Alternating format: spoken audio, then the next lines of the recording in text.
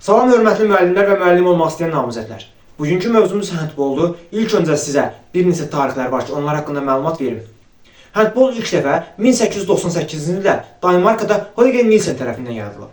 İlk yaranan handbol komandalar 11-11-dən ibarət olub, yəni 11 nəfərdən ibarət olub və 11-11 handbol deyirdilər.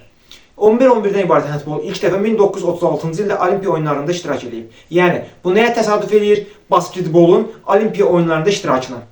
Basketbol da 1936-cı ildə Olimpiya oyunlarında iştirak edib. Daha sonra 1946-cı ildə Beynəlxalq Handbol Federasiyası yaradılıb.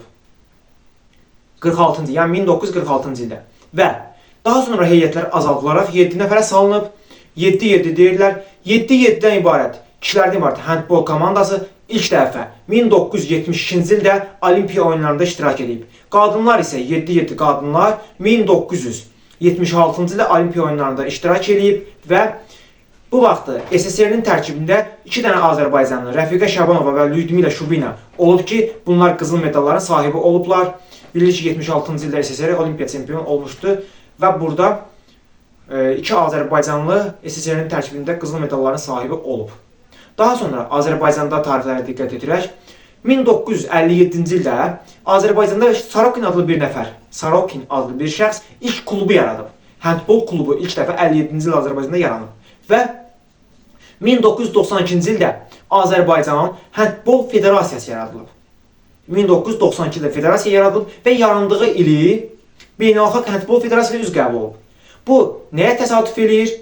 Voleybolun Azərbaycandakı federasiyasına, yəni Azərbaycan Voleybol Federasiyasının yaranması və üzvünə. O da 92-ci ildə yaranıb və həmin il üzv qəbul olub. Handbol da 1992-də yaranıb və həmin il beynəlxalqa üzv qəbul olub. Tarixlərdən bunları bilməyimiz yetərlidir və bir şey nəzərə çatdırım ki, 4-cü İslam Həmrəlik oyunlarında qadınlardan ibarət komandamız, handbol komandamız qızıl medalların sahibi olub. Tarixlərdən bunları bilməyimiz bizə yetərlidir. İndi sizə komandalar haqqında məlumat verim. Bir komandanın heyətindən danışaq. Dedik, komandanın heyəti necə olur? Əsas və ehtiyat oyuncuların cəmi. Bir komanda götürək.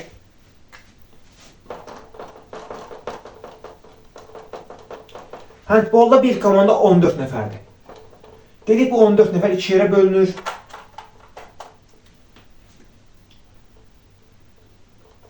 Əsas 7,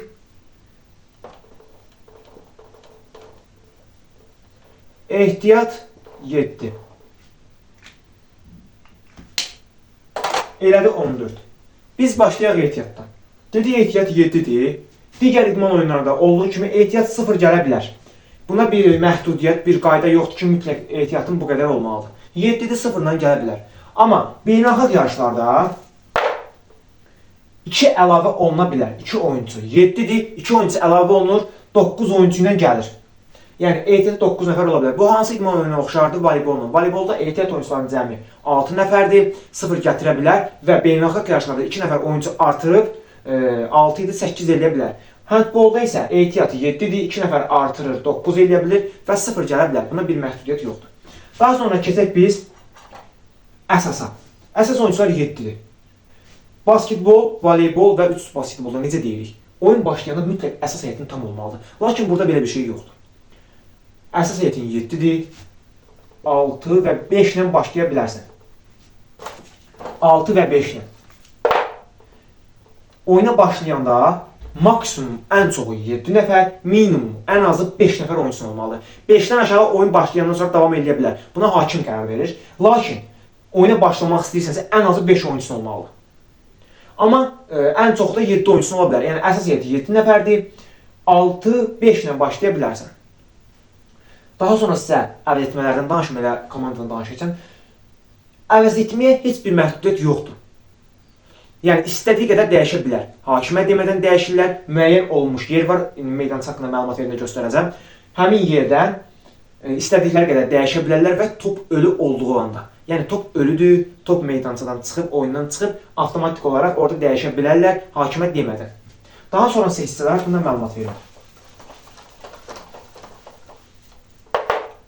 Handbol idman oyunu ümumi olaraq 1 saat oynanılır, yəni əsas belə deyək də, əsas vaxt 1 saatdır. Yəni 60 dəqiqə. 1 saat 60 dəqiqədir, oyun 2 hissədən ibarətdir. Birinci və ikinci hissə.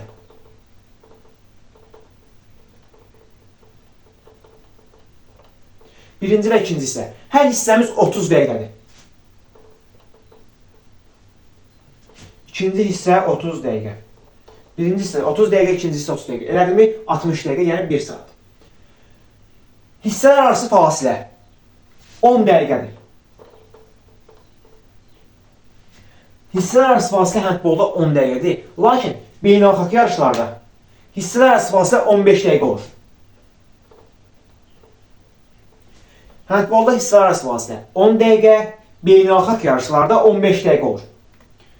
Və handbol idman oyunu bərabərliklə bitə bilir. Digər idman oyunlarından fərqli olaraq, basketbol, basketbol, voleyboldan fərqli olaraq bərabərliklə bitir.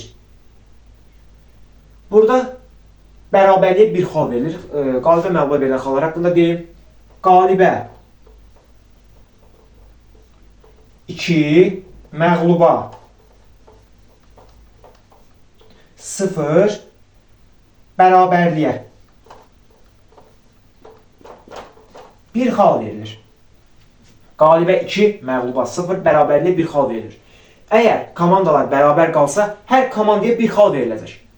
Lakin müəyyən oyunlar var ki, yəni necə müəyyən oyunlar, belə deyək, final oyunları. Qalibin müəyyən olunmağı şərt olan oyunlar. Qalibin müəyyən olunmağı şərtdirsə, bu vaxt oyun əsas vaxt bərabərliklə bitərsə, komandalar əlavəyə gedir.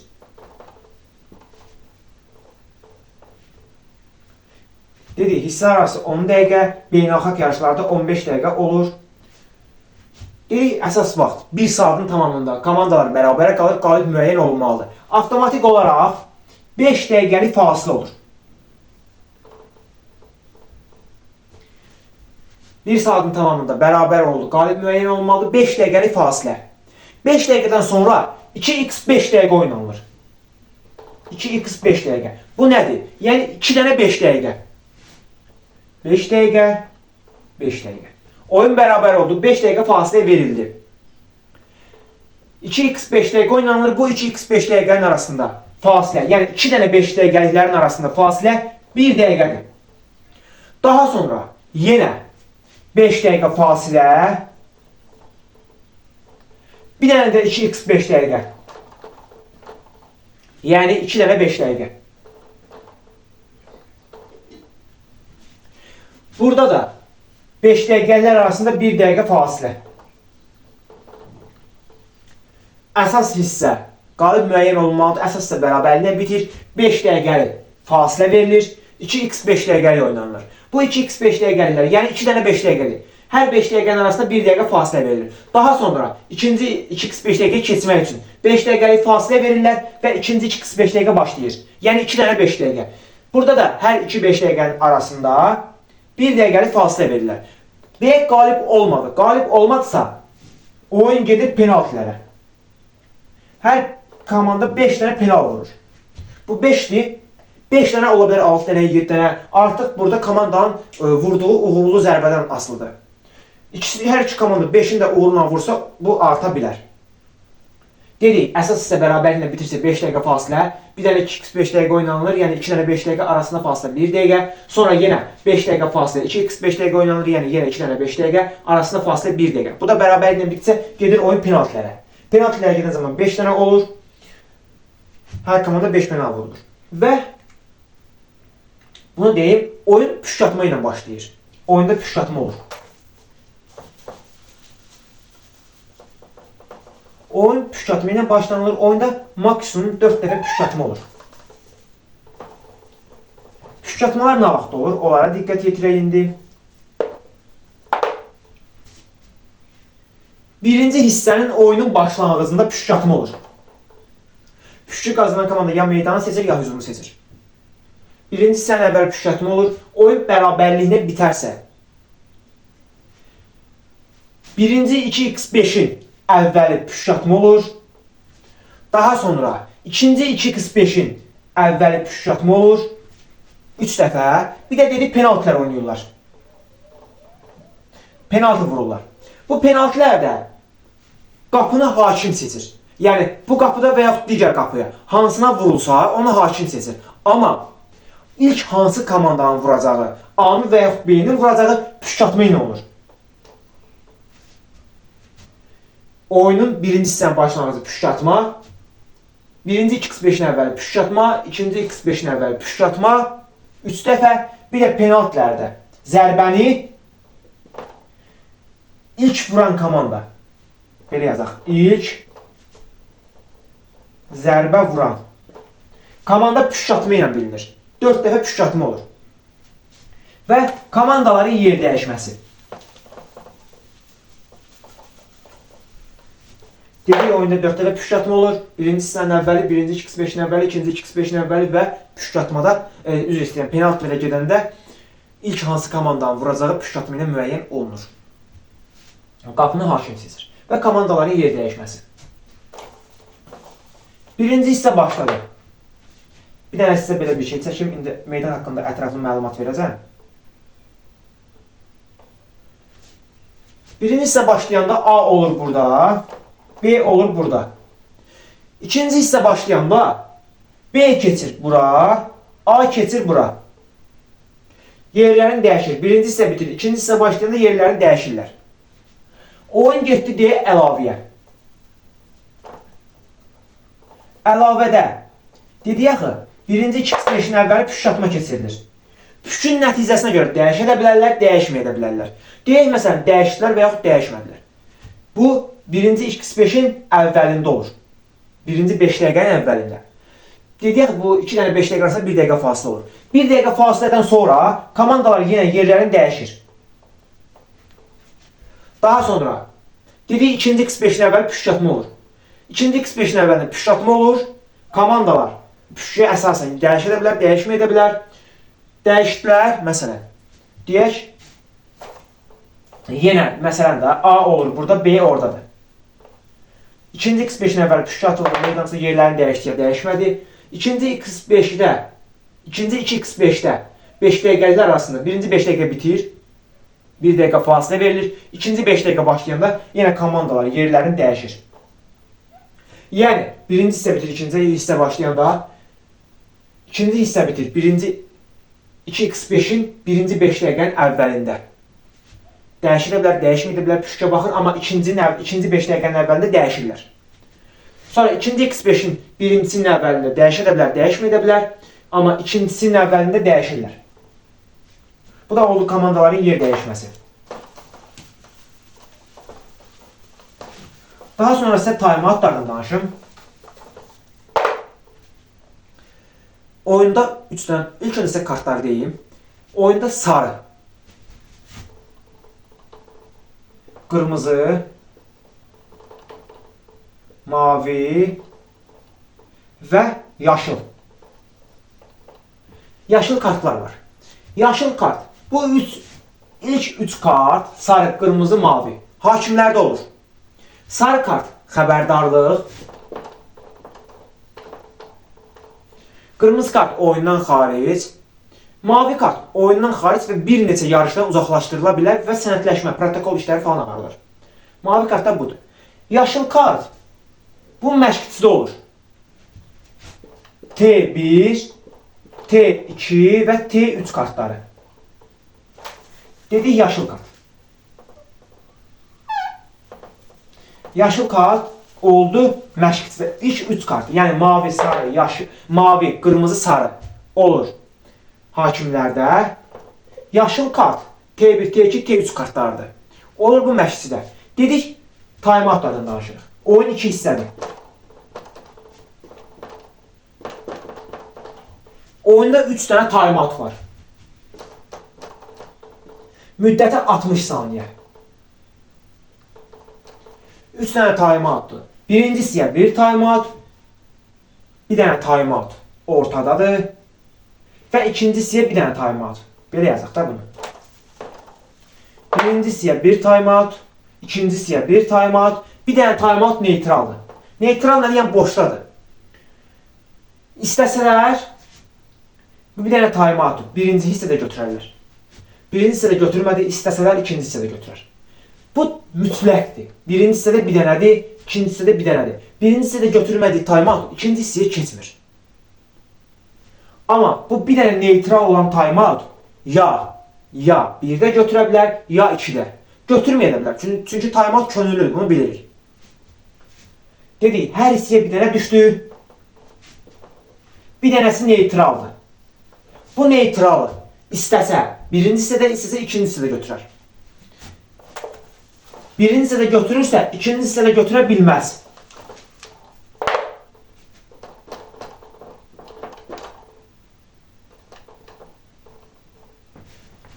Və T1, T2, T3 kartları. Handbolda ən zərərsiz kart yaşıl kartdır. Çünki timeout kartdır və məşqçidə olur. Məşqçi deyək birinci hissə timeout götürür.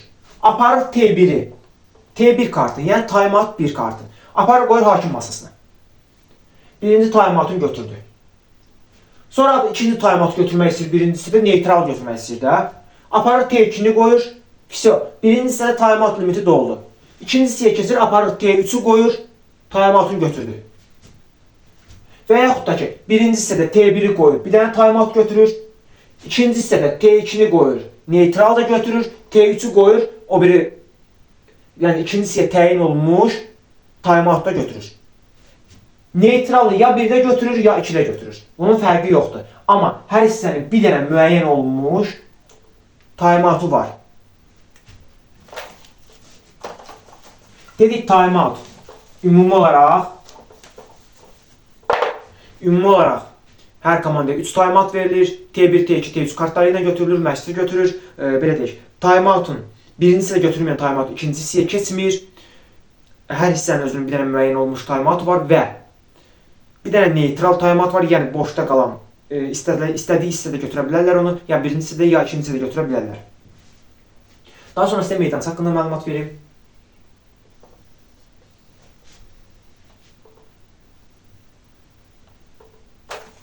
Handbol meydançası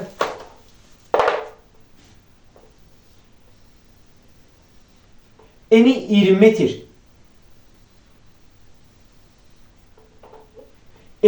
metr, uzunluğu 40 metr olan bir meydançadır, düzbucaqlı meydançadır və meydança mərkəzdən 2 bərabər hissəyə ayrılır. Eni 20 metr, uzunluğu 40 metr, mərkəzdən 2 bərabər hissəyə ayrılır və mərkəzdən dairə çəkilir. Mərkəzi dairə deyilir.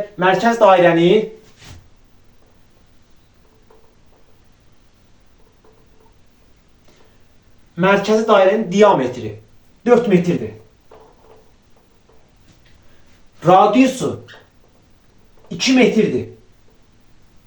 Dairənin diametri 4 metr, radiusu 2 metr. Və hər yarım sahədə, burada nə varsa hamısı burada da var. Hər yarım sahədə qapılar var. Qapının hündürlüyü 2 metr, eni 3 metrdir. Hündürlüyü 2 metr, eni 3 metr. Və qapıçı sahəsi 6 metrlik qapıçı sahəsi var. Bu xəttədiyim yer 6 metrlik qapıçı sahəsidir. Mən bir üzü çəkəcəm. Bir üzdə nə varsa hamısı digər tərəfdə də var. Digər yarım sahədə var. Bu gördüyünüz xəttin daxili 6 metrlik qapıçı sahəsidir. Və bu gördüyünüz 9 metrlik qırıq xəttlər sərbəst zərbə xətti 9 metr olur. 6 metrlik qapıçı meydanı, daha sonra qapıçı xətti yox, qapıçı meydanı, 6 metrlik qapıçı meydanı, 9 metrlik sərbəst zərbə xətti və qapı xəttindən 1 metr, üzr istəyirəm, qapı xəttindən 4 metr məsafədə qapı xəttindən, bu qapı xəttidir. Bu iki dirəyin arası ki var, bu qapı xəttidir. Qapı xəttindən 4 metr məsafədə çəkilmiş qapıçı xətti var. Bu gördüyünüz xəttin daxili bura. qapıçı meydançasıdır, qapıçı meydanıdır. Lakin bu gördüyünüz xətt var, qapı xəttindən 4 metr məsafədə. Bu qapıçı xəttidir. Qapıçı penal zamanı 4 metr məsafəni çıxa bilər. Qapı xəttindən 4 metr məsafədə qapıçı xətti, qapı xəttindən 7 metr məsafədə penaltı xətti var. Qapıçı xəttindən 3 metr məsafədə, qapı xəttindən 7 metr məsafədə penaltı xətti var. Və dedik 9 metrlik qırıq-qırıq xətti bu, sərbəst-sərbəst xəttidir. Bu qırıq-qırıq xəttlərin uzunluğu 15 sm, xəttlərin arası isə 15 sm-dir. Daha sonra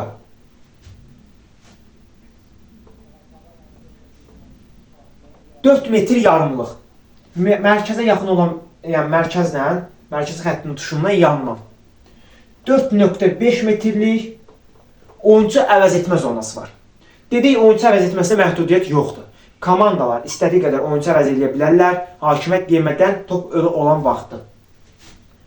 4.5 metrlik xətt, bu boşluq ki var meydanın bu hissəsindən, xəttlə bu xəttin arası 4.5 metrdir. Yəni 4 metr yarımdır. Bu yarım sahədə olan komandanın oyuncuları buradan, bunlar isə buradan meydana girir, çıxa bilər. Və meydançada gördüyünüz qapı xətti və dirəklərdən başqa gördüyünüz bütün xəttlərin qalınlığı 5 sm-dir. Lakin qapı xətti və dirəklər dedik. Baxın, dirək və qapı xətti. Bunların qalınlığı 8 sm-dir. Qapı xətti dirəklər 8 sm, qalan bütün xəttlərin qalınlığı 5 sm-dir. Amma qapı xətti və dirəklər 8 sm. Daha sonra arxadan və yandan, arxadan 2 metr, yandan 2 metrlik azad zonalar var. Yəni boş zonadır. Oyun başlayanda bir dənə bunu deyimsə, birinci hissə başlayanda, ikinci hissə başlayanda, əlavələrin əvvəlində komandalar A komandası öz yarım sahəsində, məsələn, B də öz yarım sahəsində olmalıdır. Amma qol vurulanda, məsələn, A gedib B'nin qapısına top vurdu. A buradadır da, B komandası gəlib mərkəzdən başlayacaq. Qol vuran yox ha, qolu buraxan mərkəzdən başlayır. Qolu vuran yox, qolu buraxan mərkəzdən başlayır. A deyək getdi, B'nin qapısına qol vurdu. A gedir B'nin qapısına qol vurur. B avtomatik olaraq gəlib mərkəzdən başlayacaq. Amma B qol vurulanda A'nın öz tərəfinə qayıtmağını gözləmir. Qapıçı tez topu atır oyuncuya, oyuncu gəlir mərkəzə. Mərkəzdən bir ayağın qoyur xəttə, bir ayağı mütləq xəttdə olmalıdır. Mütləq və mütləq. Bir ayağı mərkəzi xəttin üstündə olmalıdır.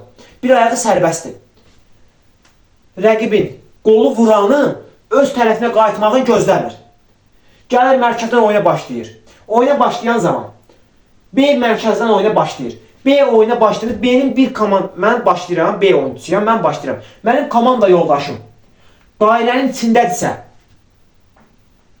top oyuncusunun əlinə keçən vaxt, mən ötürmə elədim, dairənin içində top oyuncusunun əlinə keçdi, top canlı sayılır, oyunda sayılır. Amma mən mərkəzdən başlayıram, mənim yoldaşım dairənin xaricindədir. Avtomatik olaraq top dairənin xətti keçən vaxtı oyunda sayılır. Oyuncu əgər dairənin daxilindədirsə, top ötürüldü, oyuncusunun əlinə keçən kimi canlı sayılır. Dairənin xaricindədirsə, top dairənin xəttin çıxan kimi oyunda sayılır.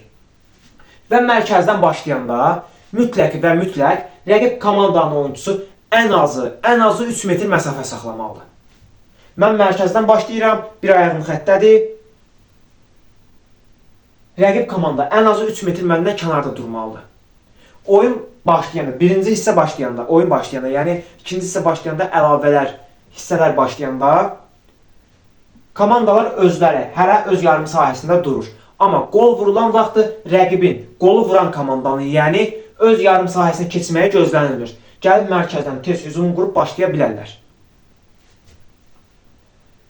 Daha sonra sizə penaltı haqqında məlumat verim. Burada diqqətli olun. Dedi ki, bu 6 metrlik qapçı sahəsi var ha. 6 metrlik qapçı sahəsi. Bu 6 metrlik qapçı sahəsinə yalnız qapçı girə bilər. Qapçıdan başqa oyuncular girə bilməz. Necə girə bilər başqa oyuncular? Top burada oynanılır. Heç bir təhlükə yoxdur, hücum yoxdur, zərbə yoxdur. Oyuncu boş. Üstünlük qazanmadan, özünə, komanda yoldaşına üstünlük qazandırmadan, rəqibə maneəçilik törətmədən, zərbə qarşısı almadan, sadəcə boş, ani olaraq meydan bu 6 metrliyin üstündən keçib gedə bilər. Amma normal oyun vaxtı, zərbə vaxtı girib 6 metrliyin daxilindən zərbənin qarşısını alsa 7 metrlik vurulur. 6 metrlik yalnız qapçı girə bilər. Qapçı 6 metrliyin daxilinə toxunulmazdır. Ayağı ilə, başı ilə, üzü ilə, gözü ilə, qolu ilə, əli ilə, ayağının heç birinin fərqi yoxdur. 6 metrliyin daxilində istədiyi şəkildə topu qaytara bilər. 6 metrliyin daxilində qapçı bunu eləyə bilər. Lakin 6 metrlikdən çıxdısa, 6 metrliyin kənarında qapçı, digər oyuncular, sahə oyuncuları necədirsə, qapçı eyni şəkildə olur. Sahə oyuncularına tətbiq olunan qaydalar qapçıya da tətbiq olunacaq. Qapçı yalnız və yalnız 6 metrlik qapçı sahəsində toxunulmazdır, əli ilə, ayağı ilə və digər bədən üzvü ilə topa toxuna bilər.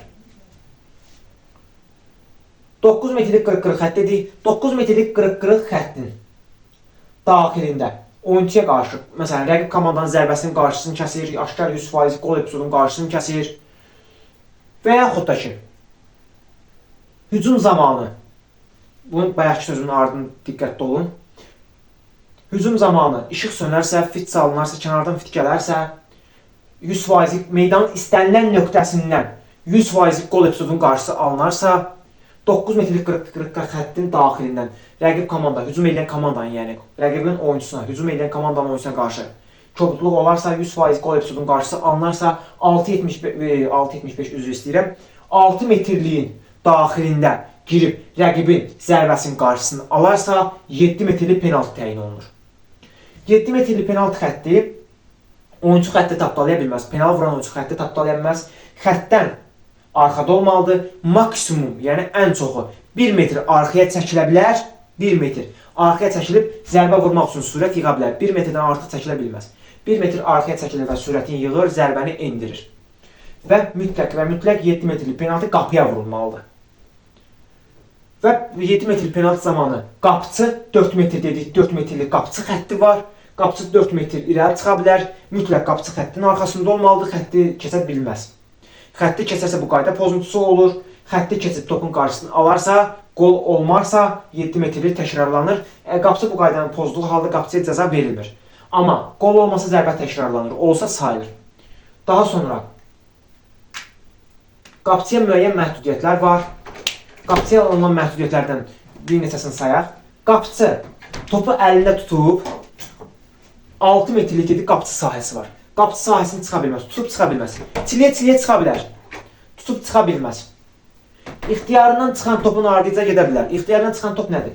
Qapçı durub 6 metrliyin içində. Məsələn, mən qapçıya durmuşam 6 metrliyin daxilində öz zonamda. Rəqib topu vurdu, top çox bərk gəldi. Top sinəmə dəydi, əlimə dəydi, dizimə dəydi, saxlayamadım, getdi. Gəldi, düşdü bura. Avtomatik qapçı ixtiyarından çıxan topun arxasıca gedə bilər. Lakin topu götürüb əlini içəri girə bilməz. Topu götürüb içəri girə bilmir. Topu tutub çıxa bilmir. Mütləq və mütləq topu ya ötürüb çıxmalıdır, ya çiləməlidir. Çilə çıxmalıdır. Və qapçı 6 metrlik çıxsa sahə oyuncularına tətbiq olunan qayda qapçıya tətbiq olunur. Daha sonra belə bir şey deyim sizə. Top son olaraq qapçıya dəyib. Qapçıya dəyib. Qol olarsa qol sayılır. Top son olaraq qapçıya dəyib.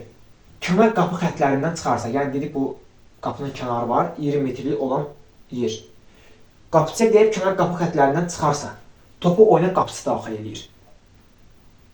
Top son olaraq hücum eləyən komandanın oyuncularına dəyib, qapı xəttindən çıxarsa yenə qapıçı topu oyuna daxil edir, qapıdan başlayır.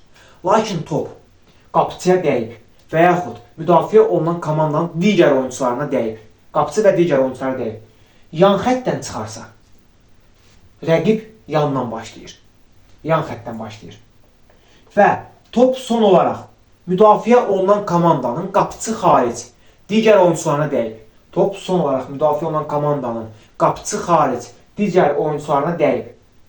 Kənar qapı xətlərindən çıxarsa, qol olmazsa, rəqib komanda künc nöqtəsindən başlayır. Küncdən zərbə yox, künc nöqtəsindən başlayır. Handbolda küncdən zərbə deyilən bir şey yoxdur. Künc nöqtəsi, rəqib künc nöqtəsindən başlayır və topu 9 metrliyin arxasına ötürür. Küncdən başlayan topu bura ötürür. Daha sonra top tavana dəyərsə, meydançada hər hansı bir konstrukta dəyərsə, nə bilim, bu vaxtlar və yaxud da ki, top buradadır. Dedik, baxın, top mərkəzdə, buralıqdadır, meydanın bu hissəsindədir. Amma top olan komandanın digər oyuncusu gəlib xətti tapdalayırsa, top oyundan, yəni meydançadan çıxmış sayılır, yandan çıxmış sayılır. Top özü yandan çıxmaq üçün xətti mütləq keçməlidir. Daha sonra tavana dəyərsə dedik, konstrukta dəyərsə, top yandan çıxmış sayılır, rəqib komanda topu çıxdığı nöqtədən yandan başlayır. Və yandan başlanılma. Yandan başlanılan zaman mütləq yenə bir ayaq, mərkəzdə də həmçinin, yanında da həmçinin. Bir ayaq mütləq xəttdə olmalıdır, yəni xəttin üstündə olmalıdır. Yandan başlayır, ayaq xəttdə olur, topu bir və yaxud iki əllə oyuna daxil eləyə bilərsən, ötürmə eləyə bilərsən. Yəni, bununla bağlı bir qayda yoxdur ki, bir əlinə və yaxud iki əlindən olmalıdır. Yəni, iki əlinlə də, bir əlinlə də ötürmə eləyə bilərsən. Amma mütləq xətti tapdalamalısan. Daha sonra sizə nələrdən danışım? Qayda pozuntularını danışım. 2 dəqiqəlik cəzadan danışım sizə.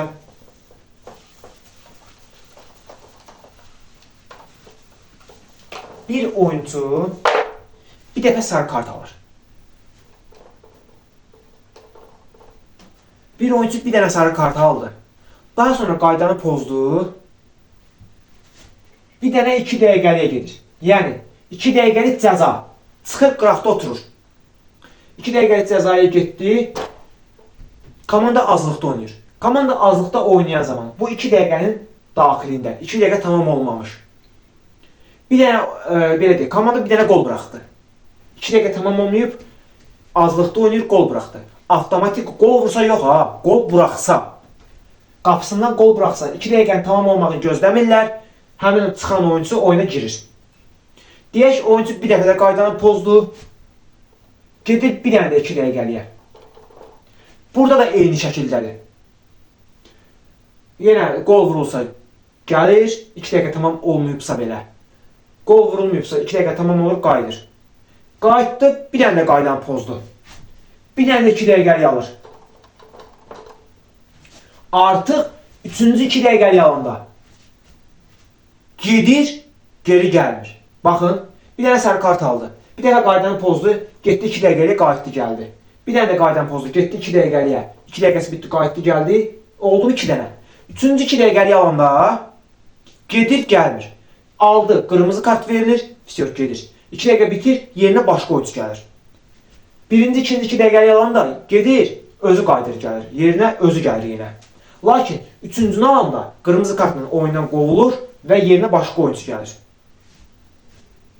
Daha sonra sizə bunu deyim ki, oyuncu topu əlində 3 saniyə saxlaya bilər, 3 addım ata bilər. Topu əlində 3 saniyə saxlayıb 3 addım ata bilər. Artıq olsa qayda pozuntusu olur, top rəqibə verilir. Daha sonra bilər, 2 halda qırmızı alır. Biri 3-cü 2 dəqiqəlikdən sonra, bir də ki, oyuncuya yaraşmayan hərəkət olanda birbaşa kobudluq olsa, oyuncusunu vursa, qaydanı pozsa, yəni normaldan artıq şəkildə kobudluq göstərərsə, bu halda oyuncuya qırmızı kart verilir. Artıq və ən sərti mavi kartdır. Mavi kartda da oyuncu oyundan qovulur. Bir neçə yarış oyunlardan uzaqlaşdırılır və əlavə sənəd işləri aparılır, protokol işləri aparılır. Daha sonra oyunu dedik, 4 hakim idarə edir, 2 masa hakimi, 2 meydan hakimi.